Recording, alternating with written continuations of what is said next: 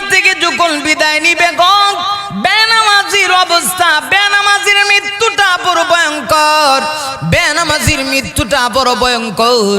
বেনামাজির সামনে যখন মালাকুল মউত আজরাইল যখন আসবে, আজরাইলের সঙ্গে যখন বেনামাজির সাক্ষাৎ হয়ে যাবে, একজন বেনামাজির সঙ্গে আজরাইলের সাক্ষাৎটা এক ভিন্ন রকম হবে। আজরাইলের চেহারা দেখে গো বেনামাজি হাউ হাউ করে হাউমাউ করে চিৎকার করবে, কিন্তু কোনো কাজে আসবে না। আজরাইল বড়ই ভয়ঙ্কর। ইমানদারের সঙ্গে নামাজি ব্যক্তির সঙ্গে আজরাইলের এক ধরনের সাক্ষাৎ, আর যদি বেনামাজি হয় বেনামাজির সঙ্গে আজরাইলের আরেক ধরনের সাক্ষাৎ হবে। আজরাইল তার আসল চেহারা, আসল রূপ যখন আজরাইল বেশ করবে, আজরাইলের চেহারা দেখে আমার ভাইয়েরা গলা পর্যন্ত শুকিয়ে যাবে, ভিতরে এক ফোঁটা পানি থাকবে না, গলা শুকিয়ে যাবে। আজরাইলকে দেখি আজরাইলের হাত থেকে বাঁচার জন্য বেনামাজি ডেকে ডেকে বলবে, ও মালাকুল মউত আজরাইল, তুমি আমাকে তোমার হাত থেকে বাঁচাও, তুমি আমাকে তোমার হাত দিয়ে স্পর্শ করবে না, আমাকে তুমি ছেড়ে দাও, আমাকে ছেড়ে দাও। প্রয়োজন হলে আমার জীবনের যত সম্পদ আছে সব সম্পদ তুমি নিয়ে যাও। আজরাইল বলবে না, যদি তাও না হয় আমার পরিবারের যত সম্পদ আছে সবগুলি মানুষের সম্পদ আমি তোমাকে দিয়ে দিব, এরপরেও তুমি আমার জান কবজ করো না, আমার বুকে হাত রেখো না, আমার দেহ থেকে তুমি রোহটা বের করে নিয়ে যাইও না। আজরাইল ডেকে বলবে, না না না না, এই সুযোগ তোমাকে দেওয়া হবে না। আমার ভাইরা এই অবস্থায় লক্ষ্য করে দেখুন, বেনামাজি তখন বলবে, আমার এলাকার যত সম্পদ আছে সব নিয়ে যাও, এরপরেও আমার জান কবজ করবে না, আমাকে একটু সুযোগ দাও, আমি আবার একটু জন্য আবাদত করতে পারি। ভাইরা আমার, রাব্বির জিউন, রবের কাছে বারবার বলবে, আল্লাহ আপনি আমাকে আবার একটু ফিরাইয়ে দেন, আমার হায়াতটা ফিরাইয়ে দেন না। আল্লাহর পক্ষ থেকে জানা দেওয়া হবে, লাল্লি আমালু সালিহান ফিমা তারাকতু কাল্লা, না আর কখনো তোমাকে সুযোগ দেওয়া হবে না। তাহলে কি দিবে না? পুরা দেশের সব মানুষের সম্পদ নিয়ে যাও, এরপর আমাকে ডেকে যাও। এই অবস্থায় মালাকুল মউত আজরাইল ডেকে বলবে, না আর সুযোগ দেওয়া হবে না। আমার লক্ষ্য করে দেখুন, এই অবস্থায় বেনামাজি বলবি, আমাকে কি আর একটু সুযোগ দেওয়া যায় না? সর্বশেষ যখন আজরাইল চূড়ান্ত পর্যায়ে জানায় দিবে, না সুযোগ নেই, হায়াত যখন শেষ হয়ে যাবে, সঙ্গে সঙ্গে সঙ্গে সঙ্গে আমি তোমার জান কবজ করে নিয়ে যাব। আমার ভাইরা, আমার ভাইরা, আল্লাহ রাব্বুল আলামিনের জন্য কোরআনের ভিতরে বলেন, আমার আল্লাহ রাব্বুল আলামিন কোরআনের ভিতরে ডাক দিয়া বলেন, না ইদা জাজালুহুম লা ইস্তাখিরুনা সাআতাও ওয়ালা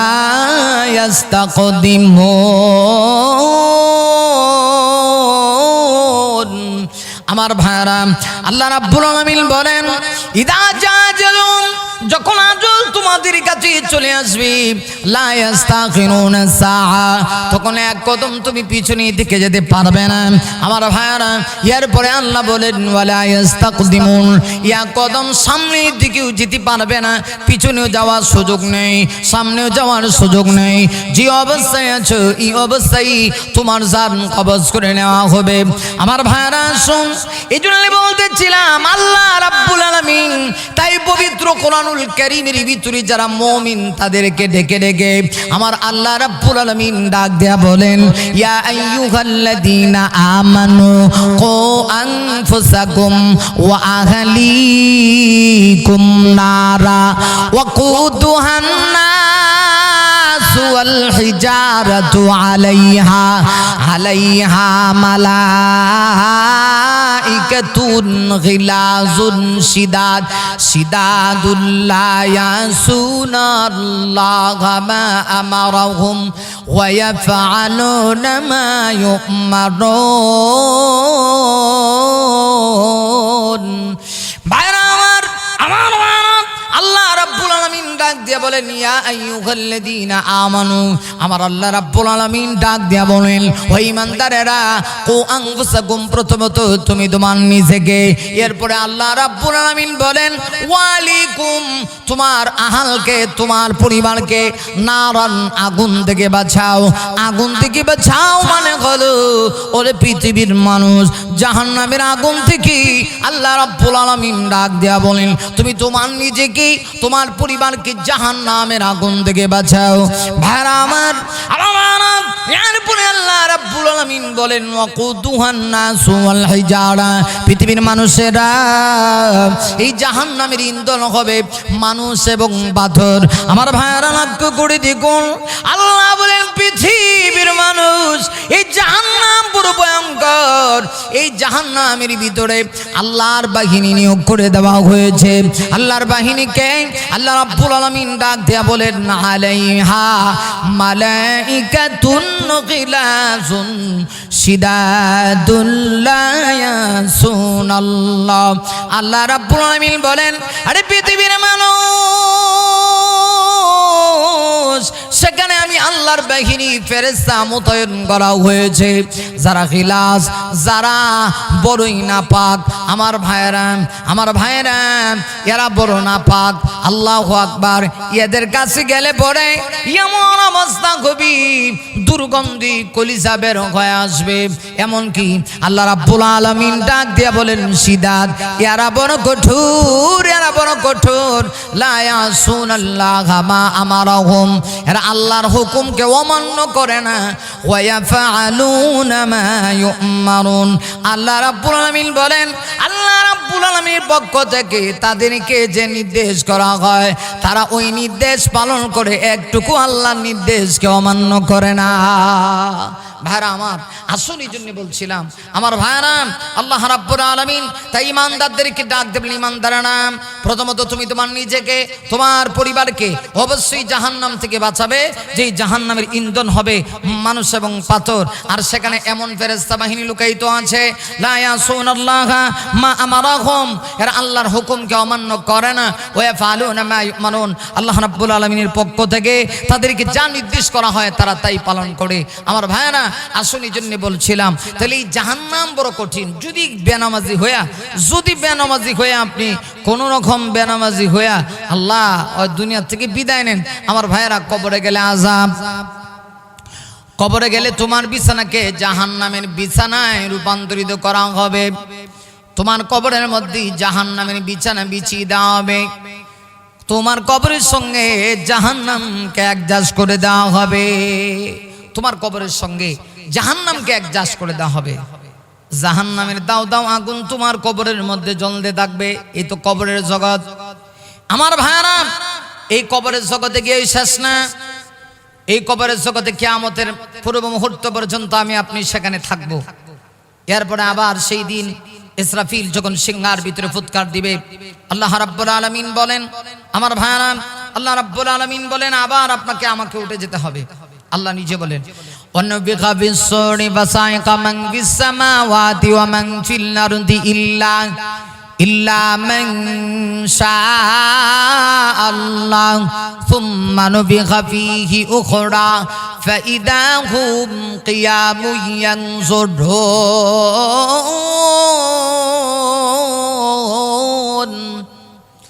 আমার আল্লাহ রাব্বুল আলামিন ডাক দিয়া বলেন, ইসরাফিল যখন প্রথমবার সিংহার ভিতরে ফুৎকার দিবে, আমার ভাইরা, আসমান জমিনে যা কিছু আছে ভাইরা আমার, সব কিছু ইসরাফিলের সিংহার ফুৎকারের সঙ্গে সঙ্গে সঙ্গে সব কিছু উঠতে থাকবে। আমার ভাইরা, সব কিছুকে আল্লাহ ধ্বংস করে দিবেন। আর কিছু আছে ইল্লা মান শাআল্লাহ, একমাত্র আল্লাহ ছাড়া। এরপরে আমার আল্লাহ রাব্বুল আলামিন ডাক দেয়া বলেন সুম্মা নুফিখা ফীহি উখরা ফাইদা হুম কিয়ামুন ইয়ানজুরুন। আমার বাবা, এরপরে আল্লাহ রাব্বুল আলামিন ডাক দিয়ে বলেন, ইসরাফিল যখন দ্বিতীয়বার আবার সিংহার ভিতরে ফুৎকার দিবে, এই অবস্থায় পৃথিবীতে যত মানুষ আছে সব মানুষ কবর থেকে উঠে আমার ভাইরা ময়দানে মাহশারের দিকে উঠতে শুরু করবে। সেই দিনটা বড় ভয়াবহ, সেই দিন এত ভয়াবহ। আমার ভাইরা, আল্লাহর নবী বিশ্ব নবী রাহমাতুল্লিল আলামিন বলেছেন কিয়ামতের দিন বড় ভয়াবহ হবে আমার ভাইরা, পরিস্থিতি এমন হবে ওই কিয়ামতের দিন আমার নবী রাহমাতুল্লিল আলামিন ডাক দিয়া বলেন পৃথিবীর কোনো মানুষের গায়ে কাপড় থাকবে না।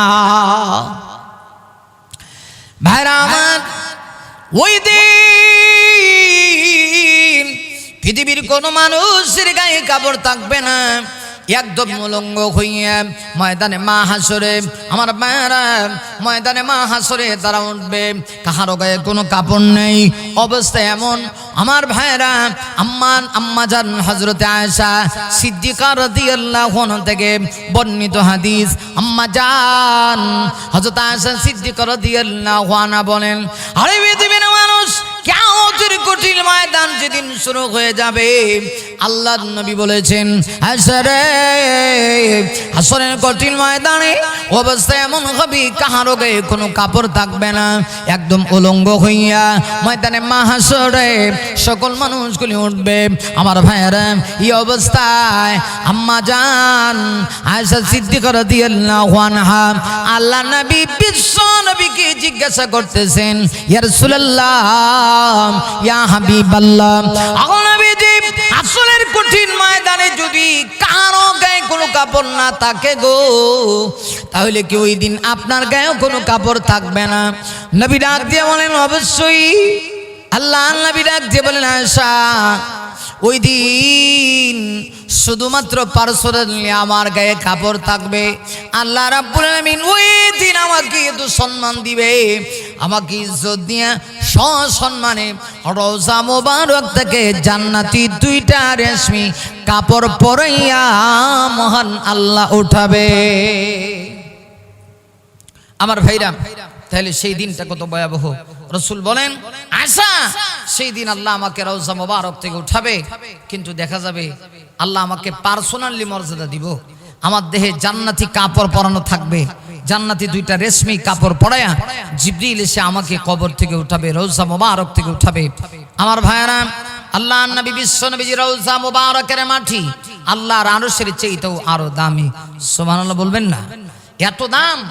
আল্লাহ নবী বিশ্ব নবী রাহমাতুল্লিল আলামিন যেখানে শুয়ে আছেন, এজন্য আল্লাহ নবীকে আল্লাহ এত সম্মান দিবে। সেই দিন কেউ কাহারো গায়ে কোনো কাপড় থাকবে না, সকল মানুষগুলি উলঙ্গ হয়ে উঠবে। আম্মা জান আয়েশা প্রশ্ন করেছিলেন, হুজুর তাহলে কি আমারই অবস্থা হবে? নবীজি বলেন অবশ্যই, শুধুমাত্র আমি বাদে সকল মানুষ উলঙ্গ হয়ে ময়দানে মাহশরে উঠবে। আমার বাবা আম্মা জান আয়েশা সিদ্দিকা রাদিয়াল্লাহু আনহা ডাক দিয়ে বলেন, ইয়া রাসূলুল্লাহ, ইয়া হাবিবাল্লাহ, এখন নবীজি তাই যদি হয় তাহলে কি আপনার ইজ্জতে আঘাত লাগবে না? আমি না আপনার স্ত্রী হই, আপনার পজিশনে কি আঘাত লাগবে না? আল্লাহ নবী বিশ্ব নবী ডাক দিয়া বললেন, না না রে আয়েশা, ওই দিনের অবস্থা এত ভয়াবহ হবে আয়েশা, কেউ কাহারও দিকে তাকাবে না, নিজে নিজেকে নিয়ে ব্যস্ত হয়ে পড়বে। কিয়ামতের দিন মা তার সন্তানের পরিচয় দিবে না, সন্তান তার মায়ের পরিচয় দিবে না, স্বামী না স্ত্রী তার স্বামীর পরিচয় দিবে না। না, ওই কিয়ামতের দিন এত ভয়াবহ। আল্লাহ রাব্বুল আলামিন ডাক দিয়া বলেন, ইয়াউমা ইয়াফিরুল মারউ মিন আখিহি ওয়া উম্মিহি ওয়া আবি ওয়া সাহিবাতিহি ওয়া বানি লিকুল্লি ইমরিইম মিনহুম ইয়াউমা ইদিন শাআনু ইউগনি। আল্লাহ রাব্বুল আলামিন ডাক দিয়া বললেন, ও ভাইরা, আল্লাহ বলেন কিয়ামতের কঠিন দিনে এত ভয়াবহ। ভাইরা আমার, ওই কিয়ামতের কঠিন ময়দানে আল্লাহ বলেন, ইয়াফিরুল মারউ মিন আখি, ভাই তার ভাই থেকে পলায়ন করবে, ওয়া উম্মিহি ওয়া আবি, মা তার সন্তান থেকে পলায়ন করবে, সন্তান তার মা থেকে পলায়ন করবে, ওয়া সাহিবাতিহি ওয়া বানি, স্বামী তার স্ত্রী থেকে পলায়ন করবে, এমনকি স্ত্রী তার স্বামী থেকে পলায়ন করবে। না গো না, ওই দিন কেউ কাউকে নেকি দিতে চাইবে না। ভাইরা আমার, এই দুনিয়ার জীবনে আমরা দেখি মানুষ বিপদে পড়লে কেউ কাহারো দিকে তাকায় না। আমার বাংলাদেশের দিকে একটু লক্ষ্য করে দেখুন, এই দেশে আমার ভাইরা, এই দেশে কত নেতাগিরি, কত কত ক্ষমতার পাওয়ার যারা দেখিয়েছে, আজকে তাদের মা যখন দেশ ছেড়ে পলায়ন করেছে, আফসোসের বিষয় মা কেমনে তার ছেলেদেরকে রেখে যায়, সন্তানগুলিকে রেখে যায়। তাদেরকে রেখে নিজের জান বাঁচায় হেলিকপ্টার দিয়া বাংলাদেশের মামুদের দেশ যখন ভারতে চলে গেল, তার স্বামীর দেশ ভারতে চলে গেল, এই অবস্থায় দেখা গিয়েছে আমার দেশের কত নেতারা, কত সন্তানগুলি মায়ের জন্য হাহাকার করতেছে। এটা কেমন মা সন্তান রেখে চলে যায়, সন্তানকে পর্যন্ত পরিচয় দেয় না। এই যদি হয় দুনিয়ায় বিপদে বললে মা যদি তার সন্তানকে ভুলে যায়, আমার নিজের জান আমি আগে বাঁচাই। হাসনের মাটির অবস্থা, সেখান থেকে একটু কল্পনা করুন, ময়দানে মা হাসরে ওই দিন এমন অবস্থা হবে কেউ কাহারও পরিচয় দিবে না গো। পরিচয় দিলে যদি ন্যাক দিতে হয়, ভাইরা আমার, হাসরের কঠিন ময়দানে এমন অবস্থা হয়ে যাবি, ওই দিন আল্লাহ রাব্বুল আলামিন একজন মানুষকে নামায় আমল আমার ডান হাতে প্রদান করবেন। যারা দুনিয়াতে নামাজ পড়েছিল, ঈমান এনেছিল, আল্লাহ রাব্বুল আলামিন বলেন ইল্লা আসহাবাল ফি জান্নাত ইয়াতাসাআলুন। আল্লাহ রাব্বুল আলামিন বলেন ওই দিন দুনিয়াতে যারা ঈমান এনেছিল, আল্লাহর হুকুম মেনেছে, নবীজির তরিকা মোতাবেক চলেছে, বেনামাজি ছিল না, আমার ভাইরা, আল্লাহ তাদেরকে ডান হাতে আমলনামা দিবেন। হাসরের মাঠে যখন আমার আল্লাহ তাদেরকে ডান হাতে আমলনামা দিবেন, ওই ডান হাতে আমলনামা পাইয়া ওই মুমিনগুলি এত বেশি খুশি হবে, আল্লাহ ডাক দিয়া বলেন ফি জান্নাত, এদের খুশির কোনো শেষ নেই, কারণ এরা আমার তৈরি জান্নাতের মেহমান হয়ে যাবে। আমার ভাইরা, তাহলে ওই ডান হাতে যদি আমলনামা পেতে হয়, ঈমানটাকে মজবুত করতে হবে, ঈমানকে শক্তিশালী করতে হবে, ঈমানের পাওয়ার বাড়াতে হবে। দুনিয়ায় মানুষের টাকার পাওয়ার যত বাড়ি, দেখবেন রুচির পাওয়ার তত কমে, রুচির পাওয়ার কমে, টাকা বেশি, হে খাইতে না, টাকা বেশি। আল্লাহ তাকে ডায়াবেটিস দিছে, এমন ডায়াবেটিস, হাই পাওয়ার ডায়াবেটিস, এও সামান্য যা খায় ইনসুলিন লাগায়া ইনজেকশন পুশ করন লাগে, ইনজেকশনের দিতে দিতে সুইয়ের গুতা খাইতে খাইতে কোমরে আর শরীরের কোন জায়গায় এখন বাকি নেই, অথচ কোটি কোটি টাকার মালিক, খাইতারা না, যাও যায় না।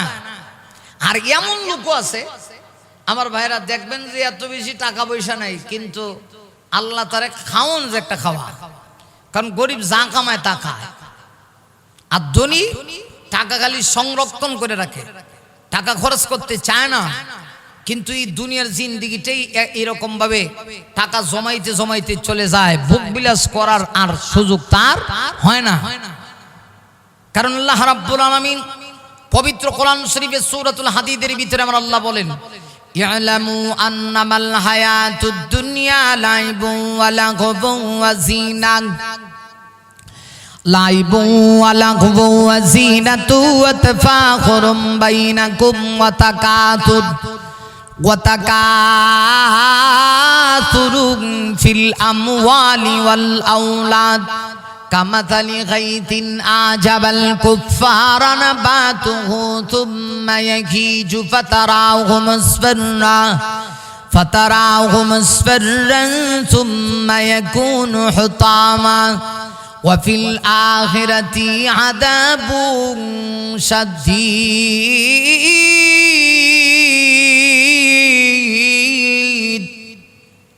আল্লাহ রাব্বুল আলামিন বলেন ইলামু, জেনে রাখো, আন্নামাল হায়াতুদ দুনিয়া, দুনিয়ার হায়াতি জিন্দেগি হলো লাইবুন ওয়া লাহবুন, খেলা আর তামাশা, খেল তামাশা, কি খেল তামাশা, ওয়াজিনা এবং চাকচিক্য সৌন্দর্য, এটা খালি দেখতেই সুন্দর, ভিতরে আসলে কিচ্ছু নাই, দুনিয়ার ভিতরে আসলে কিচ্ছু নেই। ওয়া তাফাখুরুম বাইনাকুম ওয়া তাকাতুরুম ফিল আমওয়ালি ওয়াল আওলাদ। আর দুনিয়াটা হলো পরস্পরে অহংকারী করা, একজনে আরেকজনের সাথে পরস্পরে কি করে অহংকারী, আত্মগরিমা, আত্ম অহংকারী করে। আর কার মাল বেশি, কার আওলাদ বেশি, কার ছেলে সন্তান বেশি, এই যে দুনিয়া খেল তামাশা আর চাকচিক্য, সন্তানের অহংকারী, মালের তাকাব্বুরি ছাড়া আর কিছুই না, এটার নামই দুনিয়া। অথচ এইগুলা করতে করতে একটা সময় দেখা যায় তার হায়াতি জিন্দেগি একদম শেষ পর্যায়ে চলে আসে। আল্লাহ রাব্বুল আলামিন তাই বলেন, কামাতালি গাইসিন আজাবাল কুফারা নাবাতুহু। এরপরে আল্লাহ দুনিয়ার এই জিন্দেগিকে আল্লাহ তসবিহ দিয়েছেন বৃষ্টির পানির মতো।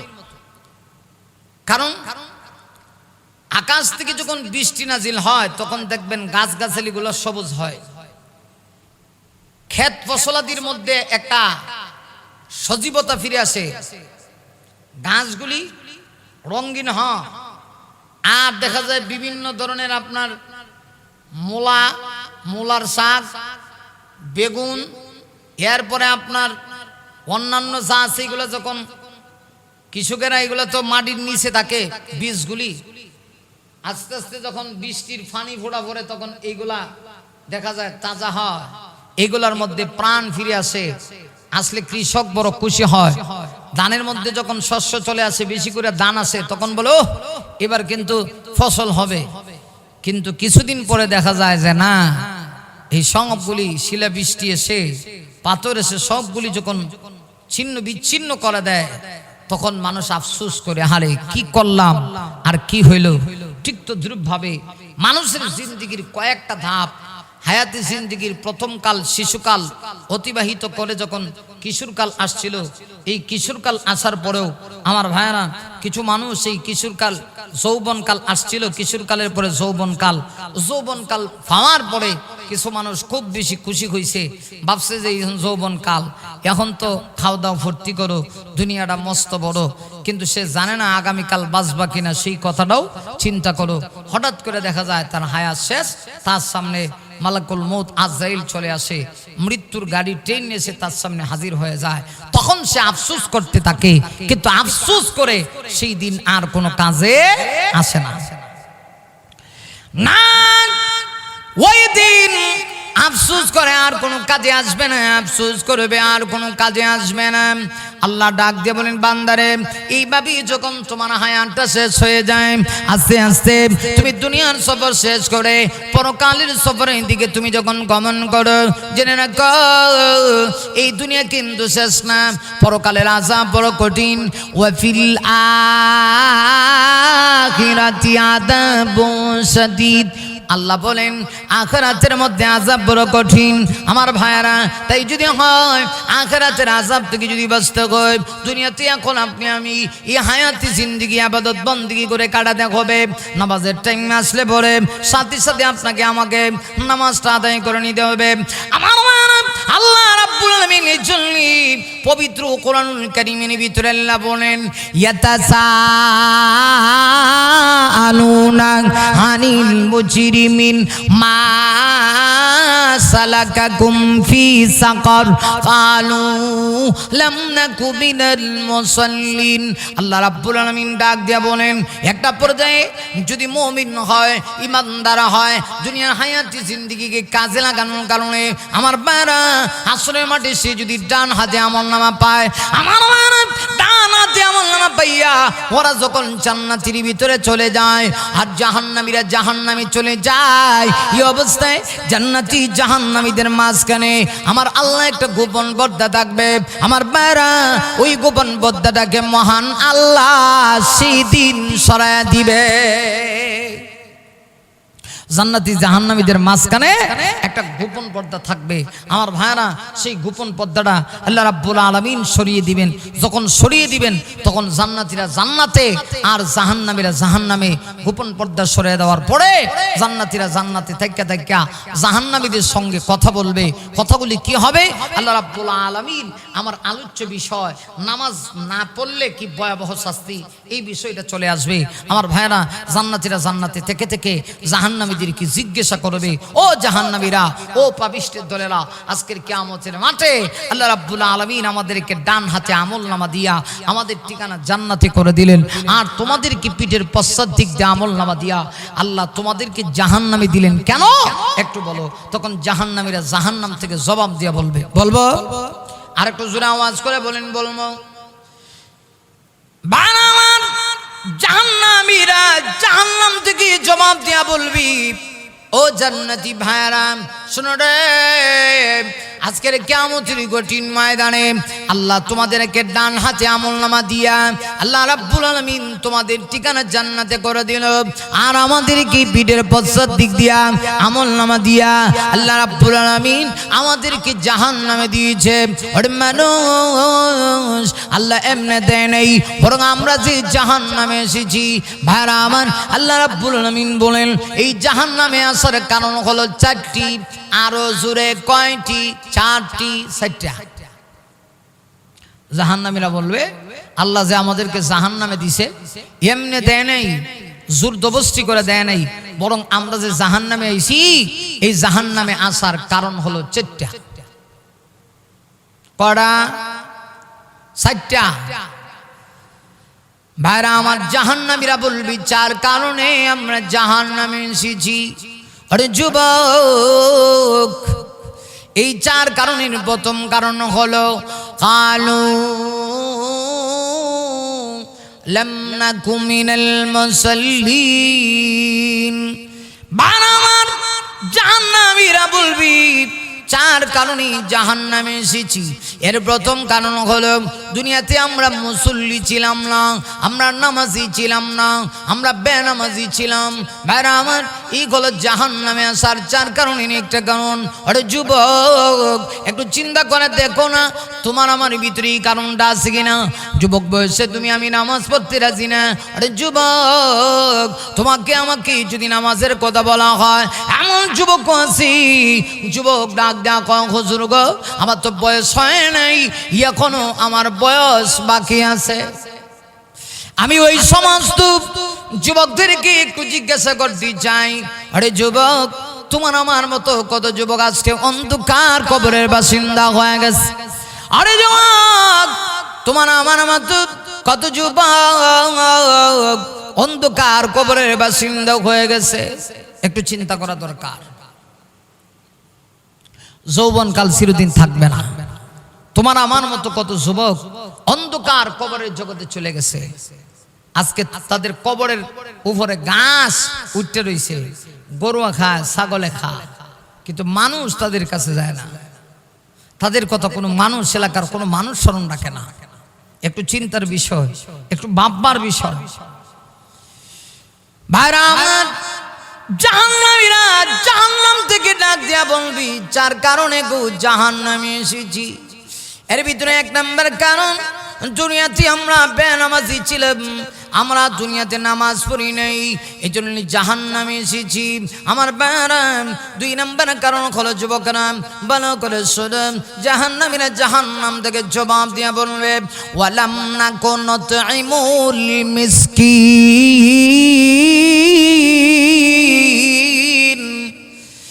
জাহান্নামীরা বলবে চার কারণে জাহান্নামে এসেছি। দুই নাম্বার কারণ হলো দুনিয়াতে আমরা মিসকিনদের মুখে খাবার দিতাম না। অসহায় যারা ছিল, অভাবগ্রস্ত যারা ছিল, আমরা তাদের মুখে খাবার দিতাম না। অসহায়গ্রস্ত অভাবগ্রস্ত মানুষদেরকে খাবার না দেওয়ার কারণে আমরা জাহান্নামে এসেছি। ওরে দুনিয়ারা, তোমরা যারা ধনী হয়েছ, তোমরা যারা টাকাওয়ালা, তোমরা যারা পয়সাওয়ালা, আজকে তোমরা ভাবতেছ এই টাকা পয়সা নিয়ে কবরে যাইবা না গো না, এই টাকা পয়সা তোমার আমার কবরে যাবে না। আমার ভাইরা, আমরা যারা টাকাওয়ালা আছি, পয়সাওয়ালা আছি, আমরা ভাবতেছি যে মনে হয় যে টাকা পয়সা। আপনাদের এলাকায় কোনো মানুষ যখন মৃত্যুবরণ করে যাওয়ার সময় কাফনের ভিতরে টাকা পয়সা ঢুকাই দেয়নি? কথা দিগুন না? টাকা পয়সা ঢুকাই দেয়? দেয় না। কেন দেয় না?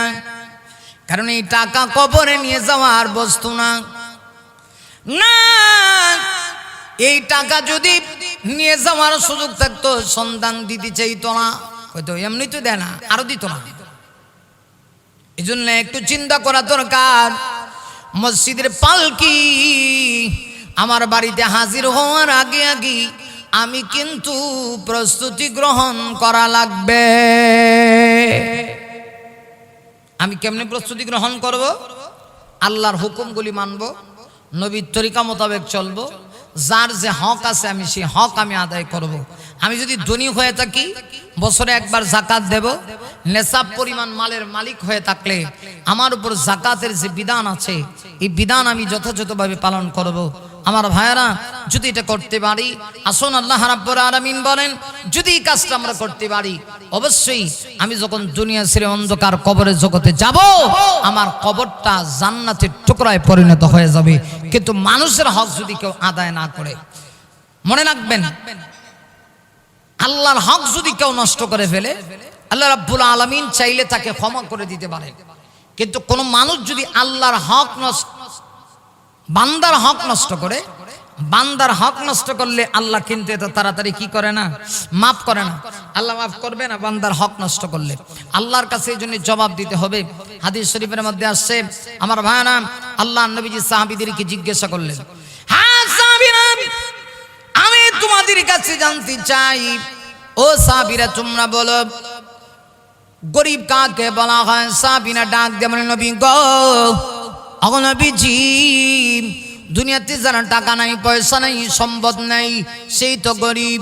আল্লাহ নবী ডাক দিয়ে বলেন, না, তোমরা সঠিক বলো নাই, ওই ব্যক্তি হলো গরিব। কিয়ামতের মাঠে যে লোকটা অসংখ্য টাকা পয়সার মালিক হইয়া হাসরের ময়দানে উঠবে, আমার ভাইরা, দুনিয়াতে তার টাকার অভাব ছিল না, কিয়ামতের মাঠে এরকম একজন শিল্পপতি ময়দানে মাহশরে আল্লাহর সামনে উঠবে।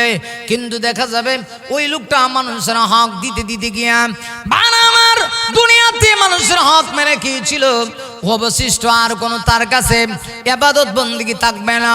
আল্লাহর নবী ডাক দিলেন, সাহাবীরা রে, এই লোকটাই হলো আসল গরিব।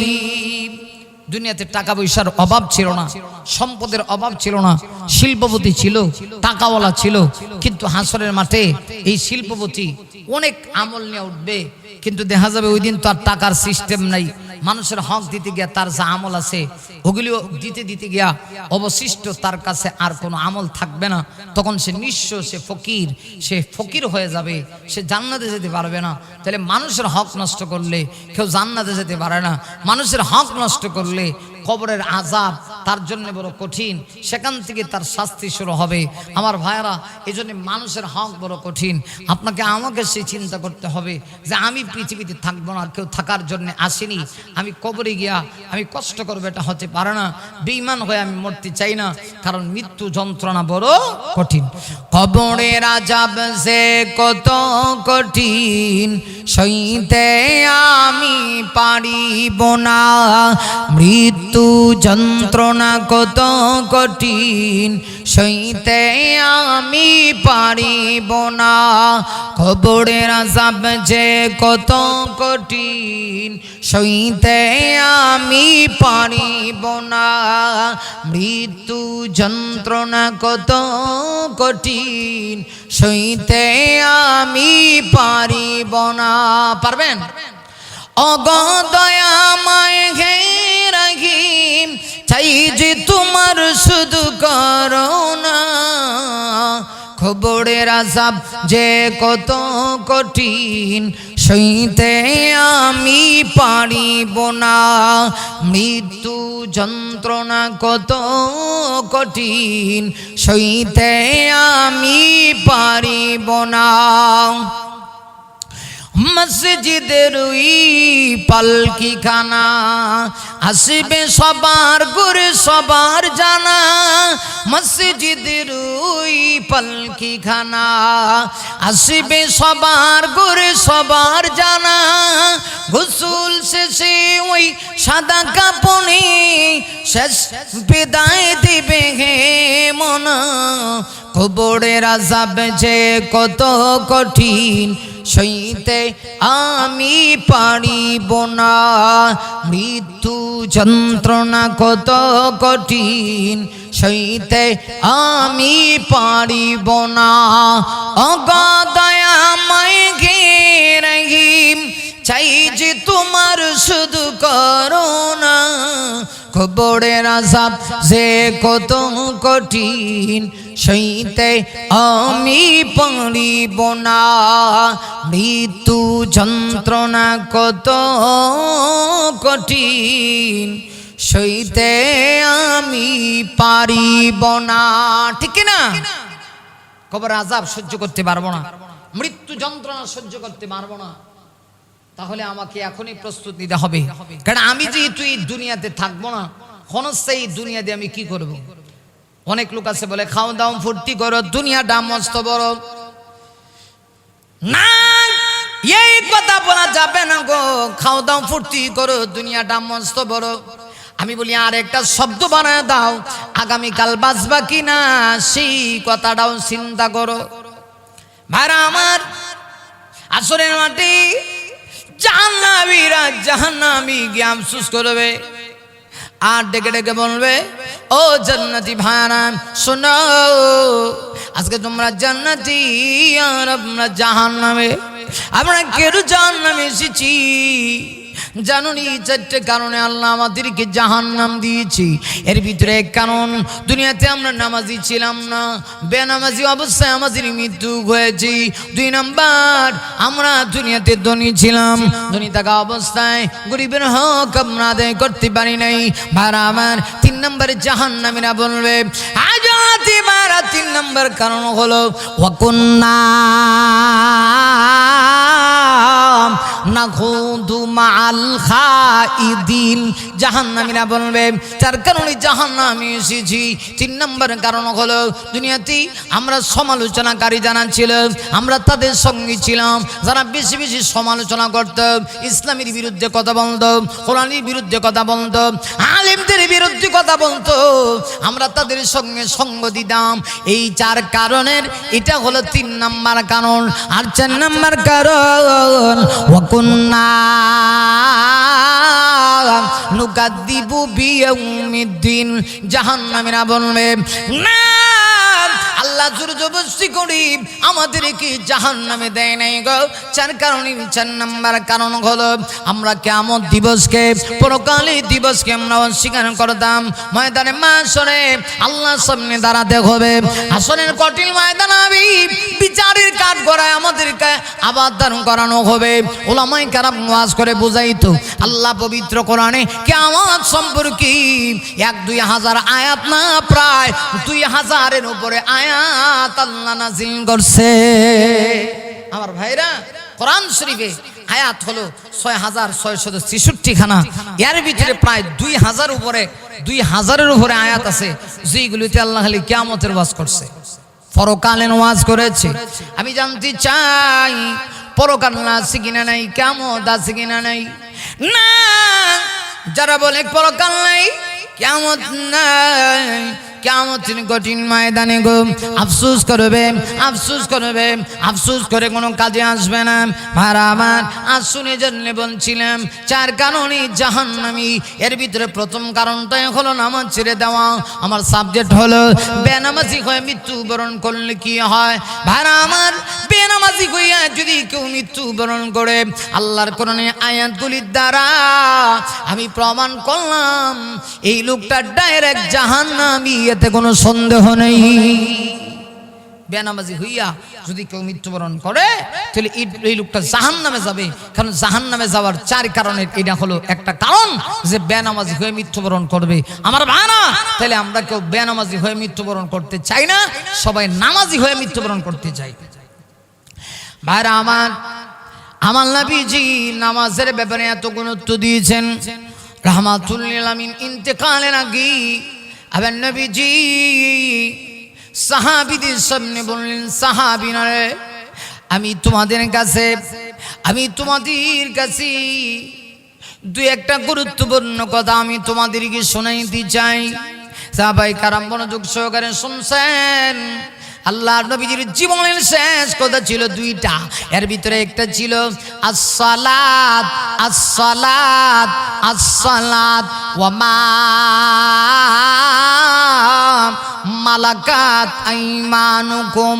আমার নবী ডাক দিয়ে বলেন, আমার সাহাবীরা নামাজ নামাজ নামাজ। আমার নবীজি বারবার নামাজের কথা আমার নবীজি একবার দুইবার না, আমার নবীজি নামাজের কথা তিনবার বলেছেন।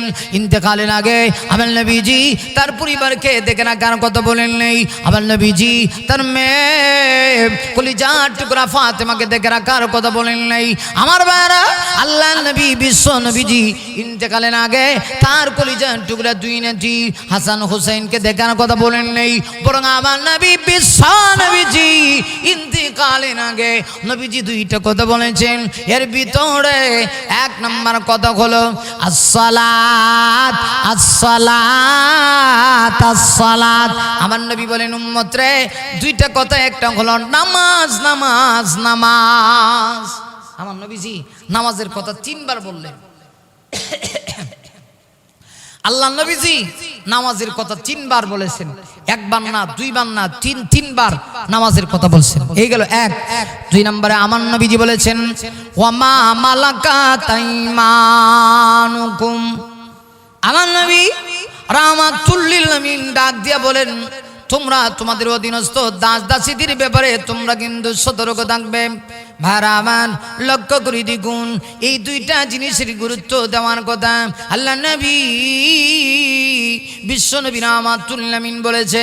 ভাইরা আমার, আল্লাহ রাব্বুল আলামিন ডাক দিয়ে বলে, বান্দারে, তুমি যদি দুনিয়ার জিন্দেগিতে নামাজকে গুরুত্ব দাও, তোমার টেনশন নেই, দুনিয়ার থেকে যাওয়ার সময় টেনশন নেই।